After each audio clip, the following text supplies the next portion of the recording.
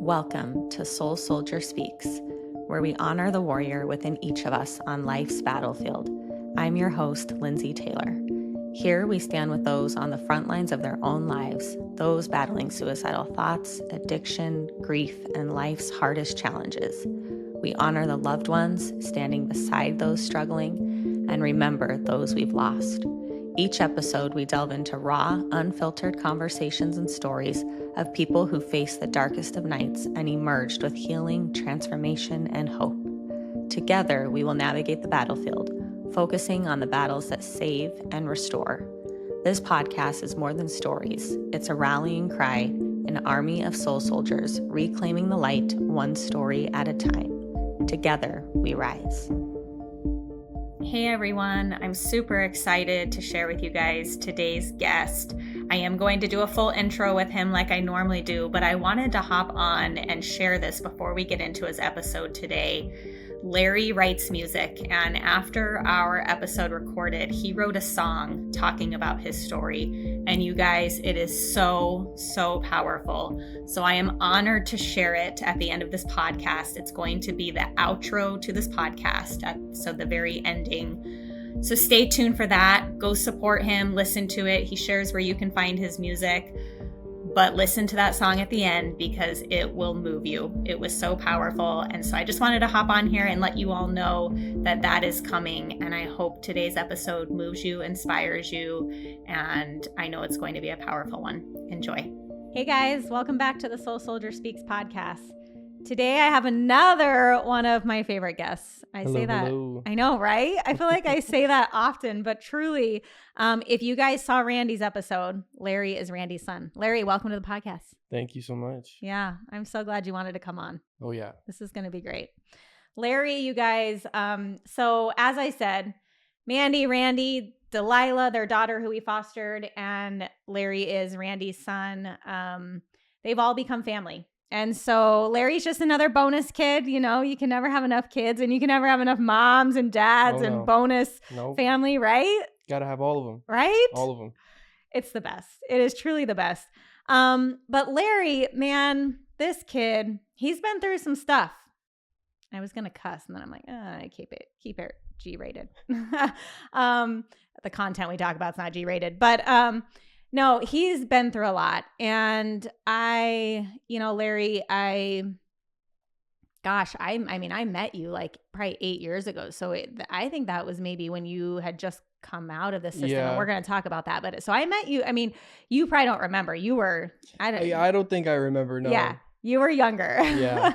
But I met you then, and then obviously seeing you now and just hearing your story and, you know, where you've been and where you are now, like you're just such a awesome young man. Thank you. Just turned 21. Yo. Yeah. The big 2-1. I know. But I just, I love your outlook and the way that you talk about things, and you got a good head on your shoulders, and I know you're going places. And so with what you've been through, like that's remarkable. Thank you. Yeah. Yeah. So, okay.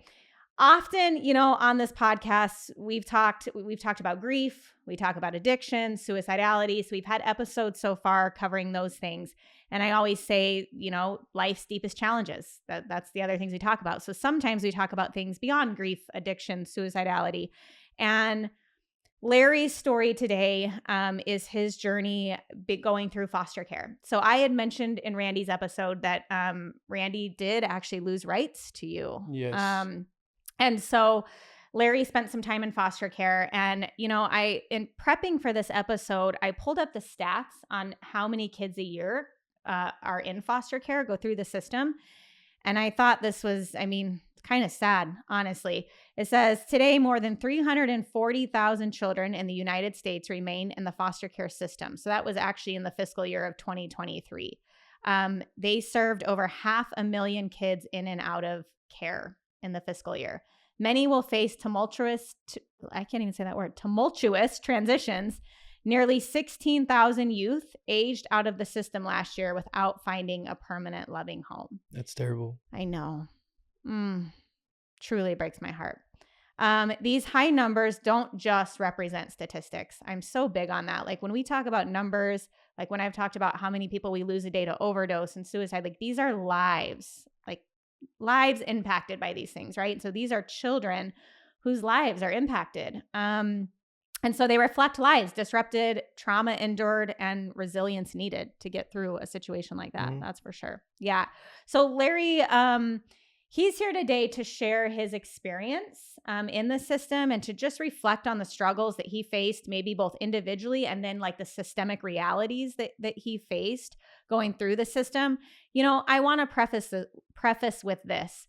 There's a ton of amazing foster families out there. Like I know some, I mean, we were a family and I mean, I'm not saying we're perfect, but you know, we did our best. And I know there's a lot of families out there that do a really good job with their foster kiddos. But unfortunately, it's a big system that isn't perfect either. And there's some harsh realities too that kids face in the system.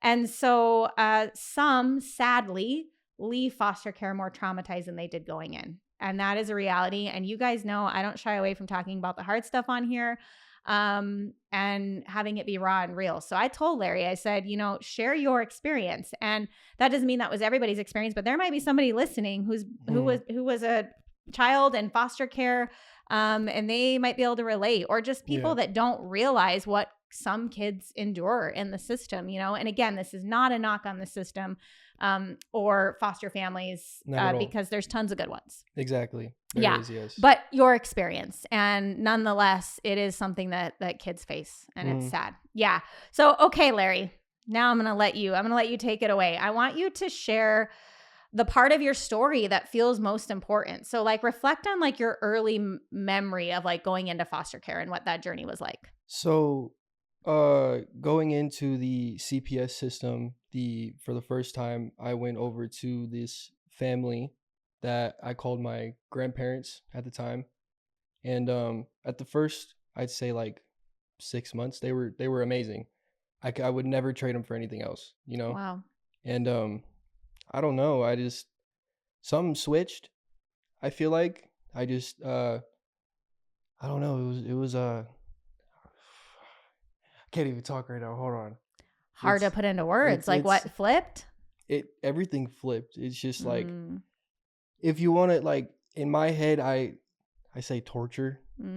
Honestly, I remember I would be getting tied to chairs, being sitting on chairs with nails sticking halfway out, you know, on hours on end, having to pick up cinder blocks through the entire day, not barely even being able to lift them, you know, getting locked in my room with nothing, don't like it, but I used to have to pee in the corner of my room because I wasn't allowed to go out of it. Wow. It was bad. It was terrible. Oh my goodness.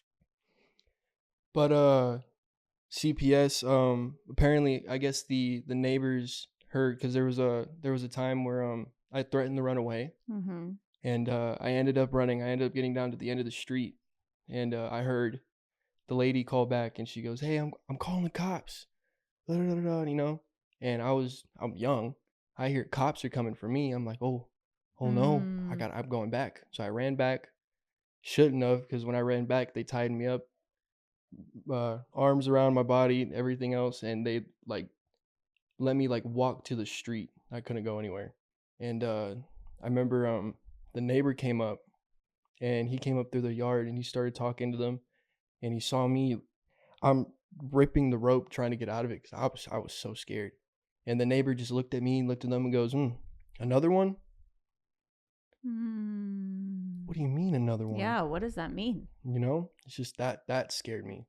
Yeah. But I guess my friends at the time, they lived right across the street, and I guess they saw it through the window, and they told their parents. CPS came the next day. They admitted that they tied me up to the chair and left me outside. They left me outside for like a day or two before. Yeah, it was bad. They gave me a cot, you know, and they used to breed mosquitoes. Yeah, it was all bad. But whoa. I remember CPS came the next day, and they came and took me and my little brother. We went over to the foster center. It was like a whole department, and they took me there. I had to just go there and leave my little brother. He wasn't even 4 at the time. I just had to leave him there. How did that feel? When we got taken away from the grandparents' house, okay, I thought me and my little brother were going back to my family, after what happened, because my mom and my dad, they would never do something like that, Mm-hmm. So I thought they were taking us back, and no, we went straight to some building, dropped my little brother off while there's all little kids in cubicles screaming and crying for their parents, and we just had to I just left him there. It broke me, honestly. I'm trying not to cry right now, but cry. Let it out. It really hurt.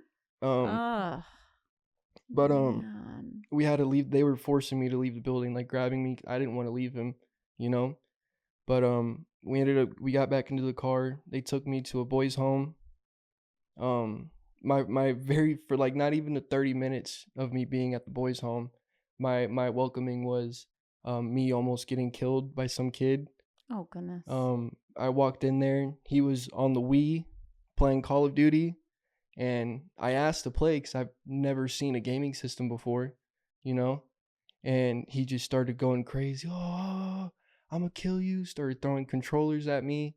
Went to the kitchen, grabbed knives, started chasing me, and they had the SWAT team come over and they raided the house and everything and took him away. But that was my first welcome to the group home, and I had another occasion like that down the road with another kid that came over. And oh my gosh. So I just want to pause you there for a minute because I'm like listening. Yeah. So I'm like, okay, you went from this home where you were, essentially tortured. You were tortured. And how weird is that? Like, so it was like literally the first 6 months were fine. And then first 6 months, they treated me like I was like their own child, like I was their grandson. They would buy me whatever I wanted, and they would. And then it was take just me like to a places. light switch flipped, and that's it. Yeah. Like, I have no idea. I remember there was one time I came home from school and I told them I got all A's. No, I didn't. Yeah. But yeah, typical kid. Sometimes we do that. Yeah, right. But I remember the grandfather, he got really mad at me, and he charged at me down the hallway. He was about like maybe 10 feet away from me, and he's like ran at me, and I'm like hunched back like this, and he's in my face like yelling and screaming at me, grabbing my arm, shaking me and everything else. And after that everything just switched. I have no idea what happened. Wow. Yeah. Okay, so you're just what you endured there, that's a lot. And then you're taken, and then you're and then that's a whole traumatic experience in and of itself, like where you go to, like this place that looked like cubicles with kids crying for their parents, and then you have to separate from your brother. Oh my gosh. And then you get to the group home. Like, that's Larry, what was going through? How old were you? First of all, 10, 8? I wasn't even 10 at the time, because so after the group home, because I left the group home, I went to a foster parent. I'll get to that part. Okay. But while I was there, I turned 10. But I think I was maybe 8. 8 going 8 or into 9, that? yeah. Okay. Do you remember what was like going through your little 9-year-old mind? Like, how did you make it through those experiences? Me personally, I knew that my mom and my dad were gonna do right, and I was gonna go back with them, me and my brother. I knew something was gonna happen. Wow. That was gonna go. But so you held on to that hope. Yeah. I remember one of the visitations with my dad, he told me at 8 o'clock every night to look up at the moon. Oh, I love that. So I did that every night. Every night, honestly, I feel like that's what helped me. Larry. Oh man, that hit me. Because he told Delilah the same thing. Yeah. Oh, God. Oh, man. And that little girl would, first of all, they bought her, your dad and Pinky found Pinky's Mandy. We call her Pinky too. If you saw Randy's story, so Pinky's your bonus mom. Yes. They found this little moon light, and so she had that, but she would like look out at the moon before bed. Oh, that's amazing. I love that. Yeah, no, Okay. I did every night. That's really cool. But yeah, so that gave you hope. Yeah, most definitely. Yeah, and being able to see them in visitations, Yeah, I didn't feel like I was never gonna see him again. Right. So Those are key. Those are so, so important. Yeah. And that's why, I think we touched on this in your dad's episode, but it was so, so important to us, like Matt and I fostering Delilah, that she never obviously lost contact with your dad. Mm-hmm. But not only just didn't lose contact, but had like every day, like and I know not every situation can be like this. I understand there's complexities that cause it to where foster kids can't contact their parents every day. We did know your parents, and so it made it a little bit easier. Yeah. But yeah, she called them every night, because I think that continuous communication, never losing that, keeps a kid at some level of peace, right? Yeah. Wow. Okay, so that helped. That helped keep you going. It did, for sure. 100%. Okay, so you're at this group home. That's your first experience. So what happens from there? So after that experience with the kid, to be honest, the group home wasn't all that bad. I actually kind of liked it. Okay. Because there was another kid there that was my age, and we shared the same room, and we were able to bring the Wii upstairs after what happened. So, but yeah, we would always be upstairs on the Wii playing Mario Kart, Call of Duty, or whatever. Nice. But yeah, no, there was like I said earlier, there was another thing that happened like that first one. Yeah. Another kid, he came over, and I think he had like some type of anger management problems or whatever. I'm not sure, but he just started going crazy on everybody, and he ran away for like 3 hours. He came back, and he just went to the kitchen, grabbed a knife, and I was in there with one of the people that were taking care of everybody, and it was only me and the guys. So he just grabbed a knife and started going after me, and the caretaker had to put him down on the ground in a headlock and everything else. Cops came. Yeah, it was that. But overall, there wasn't so many bad things that happened there at the group home. I'm gonna be honest. Yeah. It was only those two things. Overall, it was nice. When you say that about that kid too, have you ever heard the saying, hurt people hurt people? Yes. Yeah. How does that like land or resonate with you when you think about these experiences you went through? Honestly, for me, I take it as a learning curve. Everything that has happened to me in a bad way, I take it and I turn it into something positive. That's a reference from Juice WRLD. Oh, Juice WRLD. 999, rest in peace. Take everything negative and turn it into a positive. Life is so much about our perspective. It is. Wow. And I feel like that hurt people, like it doesn't justify at all people that hurt people, right? Yeah. Like at all. But it helps us, that perspective thing that we're talking about, like it helps us understand maybe where that person's behavior is coming from. Like that kid was obviously, he's in the system, right? Doesn't have his parents. I mean, sure, there was tons of hurt there, right? And he sometimes, sadly, people don't know how else to channel it than hurting others, And so even I think maybe that first situation you were in, there must have been some unhealed parts within those people that you called your grandparents. Yeah. That were like coming out and projecting. And again, doesn't make it okay, but like something was present there that they were projecting there. Hurt. It makes sense. Yeah. Man, but perspective is everything. So I love that you say that you've tried to take it and turn it into like learning and like something positive. It's awesome. Yeah. Okay, so from there, where did you go? So you left that group home? Yeah, so okay. I remember my caseworker, she came over to the group home and she sat me down. She started talking to me. She said, so your little brother is at a foster home, okay? And she said that he's going to be fostered out soon to a family that wants him. And they said that the only way that will not happen is if you transfer over to the foster home with him.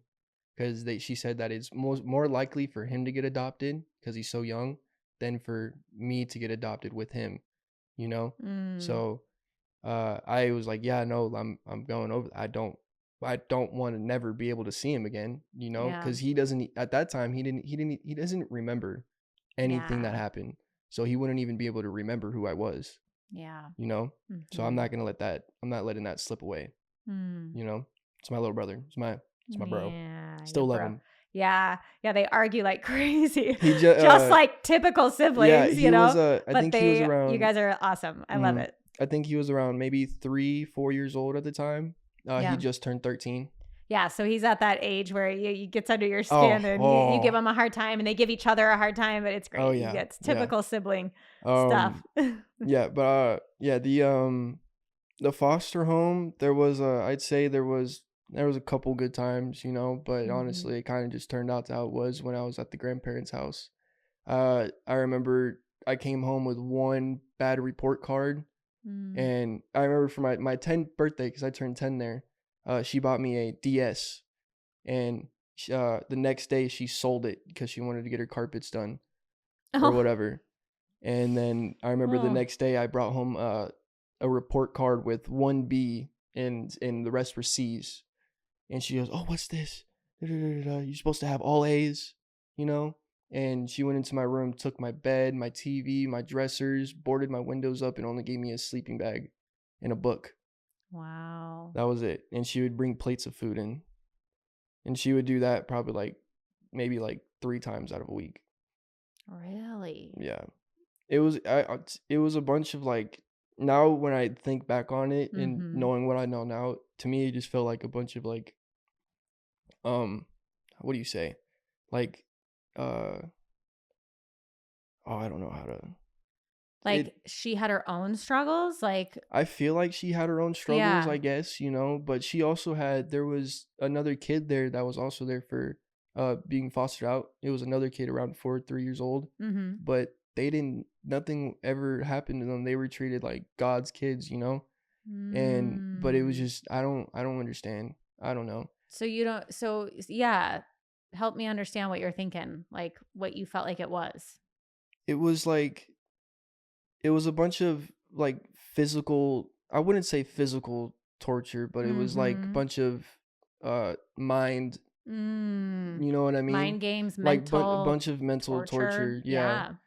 But no, she would call me names. She would give me food, and then I'd take one bite, take it away.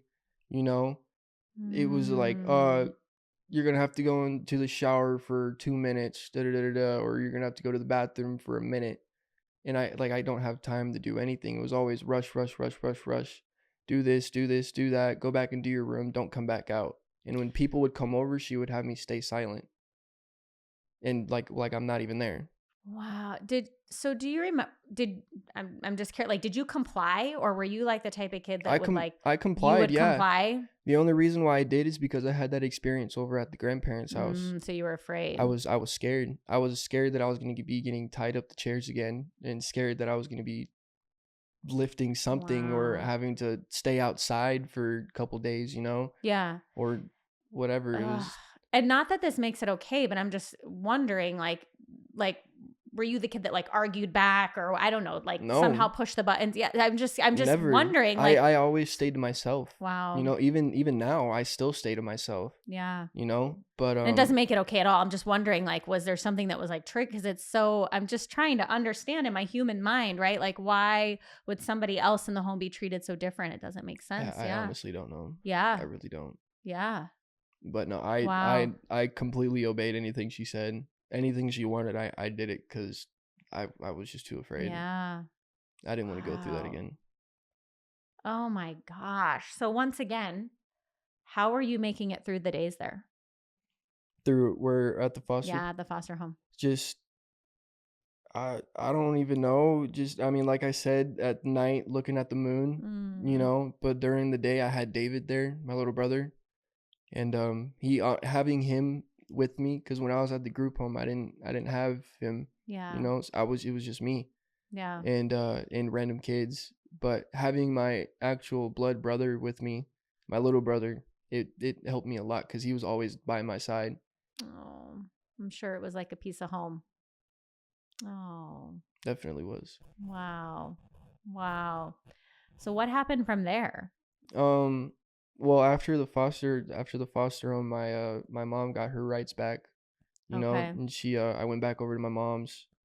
I met one kid, still know him till this day, 11 years. Name's Really? Eli. Oh, that's when you met him? I met Eli 3 days after I got out of the system. Yeah. Yeah. Oh my gosh. Eli, if you're watching this, Hill Bill. Yeah, Eli's another bonus kid that Yep. comes over here. Hill Bill. We did the Hill Dill. We did at the end of your dad's episode, everybody stood back behind us, and Eli was in that. Yes. Yeah. Yeah, he was standing next to me. Oh, that's amazing. Mm-hmm. All because of a Steve Nash jersey, Phoenix Suns. I love that. Oh my gosh. But no, yeah, after getting out of the system, honestly, it was nice. Yeah. It was really nice. Was there like a person or I don't know, a moment, something that, so I think you did describe that moment of the moon. So that seemed really impactful, but like that kept you going through that time when you were in foster care. And how long was that span? Do you know? I'd say it was around maybe 8 months. Because I was close to turning 11, but when I was leaving. Okay. You know, because when I got in there, I'd say a month later, I turned 10. Okay. And then probably like 4 months before I was about to be 11 or something like that. Got it. Okay. But no, honestly, having David there, it really helped me. Was huge. Honestly, even though going through being locked in the room, you know, being everything getting stripped from me for God knows what reason, right. You know, and I don't know, I was able to hear him even though I was in the room and I couldn't speak because I was told not to. Yeah. I would hear David in the background, you know, just mumbling words because he was a toddler, you know. But just hearing him out there, it just felt like my mom and my dad were still with me, you know. Yes. What would be your advice to a kid going through the foster care system, like currently? What would you say? Currently, honestly, just don't take anything for granted. You know, have that hope that you will be back with your parents. Okay, because having that hope will honestly help you get through it. You know, make friends. Like if you're going to school and you're in the system, make friends that are in your neighborhood. Because me personally, I had a couple friends and I would leave the house sometimes to go hang out with them, and that was my escape from the system when I was in the system. You know, we need that connection and that community. And exactly. When you're in the system, it feels like you're not even a part of the world anymore. Really? Describe that to me. It's like you're separated. Have you watched the show Stranger Things? No, but I know it's super popular. So but I haven't seen the it. character 11 Elle, she's in a facility and she's just separated from the world because she's different. You know, that's what it felt like to me. It felt like I was just different than everybody. It felt like I wasn't the right person to be out there. I felt like I wasn't loved, you know, like at the start of it when I first went in, because I got my caseworkers, they first came up to me while I was in school, you know, and they took me over to the CPS building. But no, honestly, it just, you feel like nothing when you're in it. Really, just feels like, it honestly feels like you don't have hope. But when you got to really try and think about it, because there is hope when you're in it. There is that chance there, because I had that chance. You know, I was able to go back to my parents. You know, and there's kids out there that have gone in and they haven't.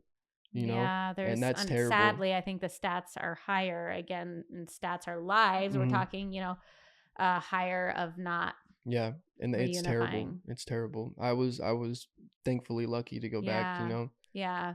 And again, like I think some are adopted out and they have great adoptive families, and you know, so it's not always a hard situation, but like we said in the beginning, 16,000 aged out of the system and never got adopted. And so going back to that piece, like you said, where I felt like almost like I wasn't loved, like I can't imagine what that does to a kid when they're not adopted, or when they are adopted into maybe a rough situation. And so then they don't feel wanted. And I mean, there's so much we could unpack here that I think it just does so much to you mentally. There's a lot, that's for sure. Yeah. There's a lot that I still honestly do think about that still haunts me. Yeah. You know? What are those things? Just feel like that I'm at any time can just be just taken away. You know what I mean? Even though I'm 21 now, you know what I mean? So it won't happen. But I got siblings that are younger than 15. Yeah. and they can be taken. So it's just like, but it won't happen, but it's just like, I have that feeling Fear. that I don't want that to happen, because I Mm-hmm. have my little brother David. He doesn't even remember being in the system, Wow. and then I have my my two other siblings, Olivia and Jonathan. Mm-hmm. uh they have no idea what it's even like, so I don't want them going through that. Yeah. That's what scares me the most, honestly. Yeah. So you have all those other siblings now. So it's like almost like this fear that's just ingrained in your brain based on your experience. Yeah. Yeah. I mean, it makes sense. So the other thing I was thinking when you were talking, speaking of like having younger siblings, and like obviously you went into the system because your parents were struggling, and so there was a reason that that DCS got involved, right? But how sad is it that the situations that you went to were worse than maybe the situation you were coming from? It What do you honestly think? did feel Yeah, worse. let's talk about that for a minute, because I'm just. It honestly did feel worse, because I mean, Mm, not to be honest, I mean, where I was before, it wasn't the best thing for a child. sure. I'll be honest, Yeah, because because there's a reason you were taken. yeah, yeah, Yeah. yeah. I was going from hotel to hotel, Mm-hmm. because my parents, they were doing their dirt, Yeah. Yeah. Your dad Um, came on and talked about that. yeah. Yeah. But yeah, yeah, we're going from hotel to hotel. But to me, I was free, Mm, like, even though they were doing their whatever they were doing, I was able to just get up and go. And most kids won't be able to do that. You know what I right. mean? But Mm-hmm. I knew what I was doing at the time, but I would just get up and go. I would just walk or ride my scooter 4 or 5 miles down the road or something like that and come back late at night, you know. Yeah. But honestly, I felt free before, Mm, but then when I went in, it felt like a prison. mm. It felt like a prison for sure. Wow. Okay, so speaking of that too, like when you're like it felt free, and I get that hearing your story, like how it felt like prison going into the system. Um, Beyond that, like so, and it sounds like for you in your situation, and again, I think this is such a complex thing because not every kid also comes from the same types of situations. Some come from really abusive, like what Mhm. you described in the foster home. Some are Yeah. coming from from their biological families, right? But your situation was different. And so, even though your parents were doing their stuff, like, did you feel loved through that situation? So you I felt free, did. and then, yeah, did you feel, I did. My yeah, parents made sure that I was always involved in anything, you know what I mean? yeah, That they would take me to go places, yeah, get me anything that I wanted. My dad, I remember setting my skateboard up on the ground and putting toys on it, and I would make my own little shop, mm, and we would just sit in the middle of the living room while everybody's there, and right, he's buying stuff off of me. Just it was he even though that he was going through his stuff, yeah, he tried, and yeah, he made it work. He made it totally, work. totally. I definitely felt loved with my mom and my dad. Mm. See, I think that's with your situation too. I think sometimes maybe, it's easy for people to assume like, oh, that child's in foster care, they must have come from a really bad home. I think some people make those assumptions. Yeah. That's not always the case, right? Like I Mm-mm. said, some do go through really hard, very traumatic things. In your case, it was just your parents struggling with their addictions, right? Yeah. And so then that ultimately led you there, but you had the freedom, you had the love, they interacted with you, your dad played with you, right? Like those things. And I think so. I think that's a really important thing for us to talk about too, because I've heard that, like, it when we were fostering Delilah, some Mm. people's perceptions of like, oh my gosh, it must not be a good situation. Like, are you sure it's okay that she goes back with her parents? Like, Yeah. I heard that type of stuff, and I always said, and I mean, we talked about this in your dad's episode, but there was never a question how much your dad and Mandy loved Delilah. That was never a question. No. She was, even when things got really bad and they were, obviously she wasn't in a great situation, but like even then they did their absolute best to take care of her as best they could. And that was never a question. Like I saw the love and I saw how much they did. And tried to do, to protect her, even from their own stuff, you Mhm. know? And so I think that's hard for people to understand, though. So I'm glad that you're talking about that too, because I think we need to shed light on that. Like, it's not just because a kid ends up in foster care doesn't mean their parents didn't love them, but that Yeah, their parents didn't try, or, so that's your exactly. situation's a good example of that. Mhm. There, Mhm. yeah, it's just bad, bad decisions, Yeah. Yeah. but Well, an overall, addiction, like we talked about, I mean, it makes you somebody you're not. It makes you put that sometimes in front of your kids. And like, that's not what parents intend to do. I mean, I talked about this in your dad's episode. Like, it's just unfortunately sometimes that takes over. yeah, Mm-hmm. yeah, for sure. Yeah. Yeah. Wow. I, I, I just think there's so much to unpack here, and there's so much misconceptions. I feel like, even like I said, even with kids that are in foster care, what people assume about the biological parents, but then in the foster care system, people assume like, oh, they're in foster care, they must be in a better situation. And again, yes, in many cases, Yeah. but in some cases, no, And so, wow, I what would you want the world to know? Just like, if your message to the world, anybody listening, whether they've been in foster care or not. My message to the world, Yeah. um, peace, love, and positivity. We Mm. honestly, I feel like society has lost that that piece of us where we could just go out and talk to people. Mm. Um, have a conversation, just be friends with people. Everybody used to do that back then, but we're all just stuck looking at our phones and Ugh. with social media and everything. But I just feel like everybody should just go out there and just connect. I feel like it would just be a better place, honestly, if everybody Mm. just enjoyed everybody's company, because that's how it was. Yes, connection is so, so key. Yes. Do you guys hear how wise that is? Like, look at who Larry has become. You heard a very brief part of his story, but like what you went through and then what you just said, like, what a wise, wise soul. Like, Hmm. you're going places, Larry. This is Thank this you. is amazing. So, how has your past like shaped who you've become? Um, How did those experiences shape who you've become? let me think about that. Um, it's turned me into a good person, because when I think about it, I know that the stuff that happened to me, it wasn't good, it wasn't right. So, uh, I know from that, it's just like treat people with love and Mm. kindness. Treat people how you want to be treated. You know, um, it's good to be good. Mm. It's good to make people feel loved. It's good to make people feel like they're worth something.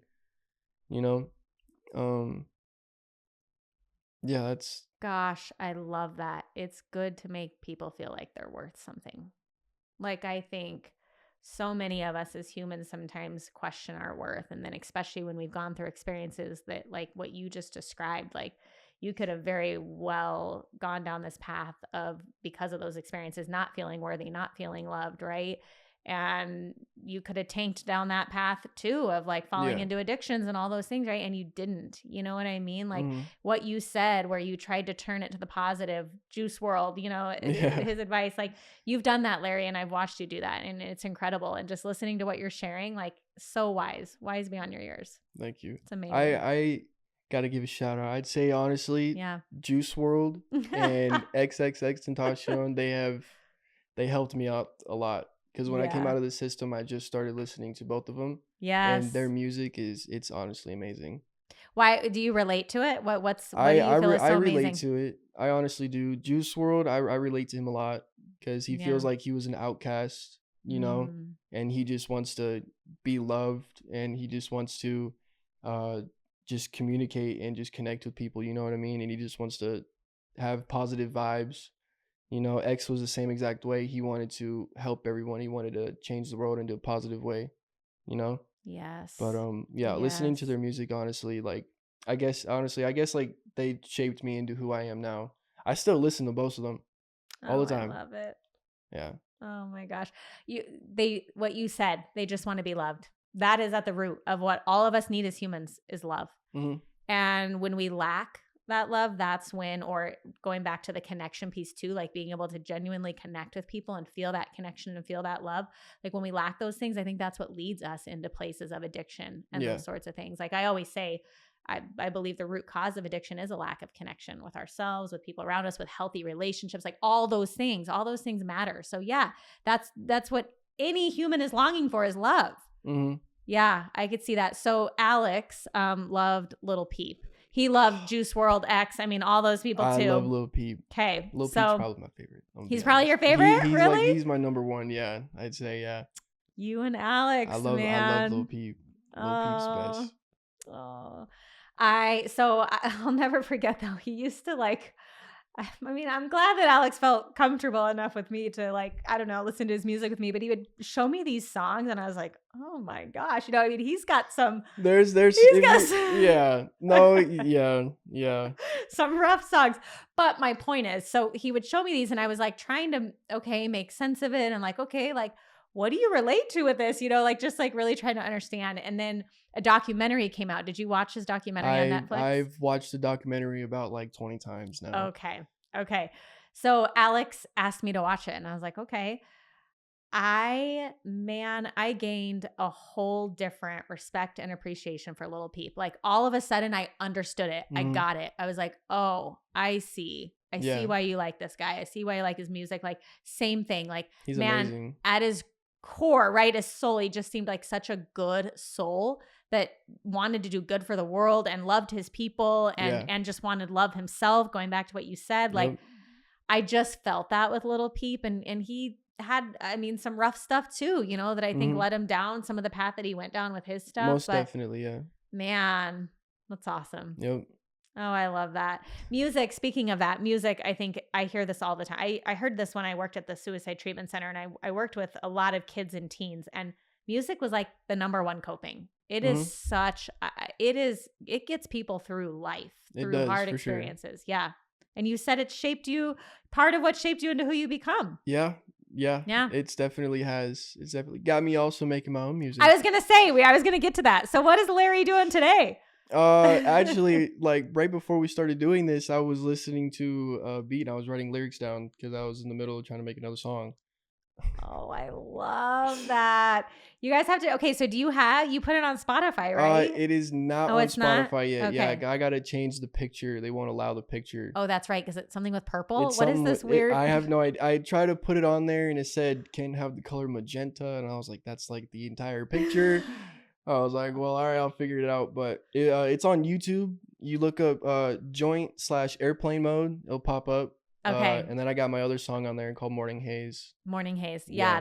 That airplane mode, I like that song. That's really good. Okay, so you can find it on YouTube? Yeah. Do you have a YouTube channel or? Yeah, it's just joint. Oh, okay. That's it. Yeah, it's literally just the word joint. Okay. Whatever. Okay. So that's the YouTube channel. And maybe you make a song based on what you just talked about. You know, my older sister told me something like that. If you guys know the artist NF. Yeah, NF. How he talks about how his childhood went and everything else. I honestly had a couple ideas about that, talking about what I went through. Love that. I love NF. Yeah. See, and then you can channel it. It's like therapy. It you know? Most definitely is. Yeah. 100%. I love that. Don't even need a therapist. Just hit play on the song. You don't even need a therapist. I agree. I think there are so many different things that we need for our soul, and music is absolutely one of them. Yep. 100%. Larry, what does it mean to be a soul soldier to you? What does that mean? I don't think. It means a lot to me. You know, it honestly feels like I've accomplished something in my life. You know, it feels like I'm worth something. You know, I don't know. I'm just glad to be here. You know, it's amazing. Yeah, you've overcome a lot. Yes, and that is what everything you just said. That's a soul soldier right there. Yeah.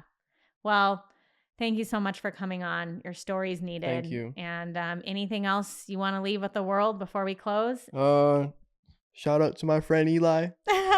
Eli, we love you. Dill. All right. All right. Until next time, guys. Take care. Bye.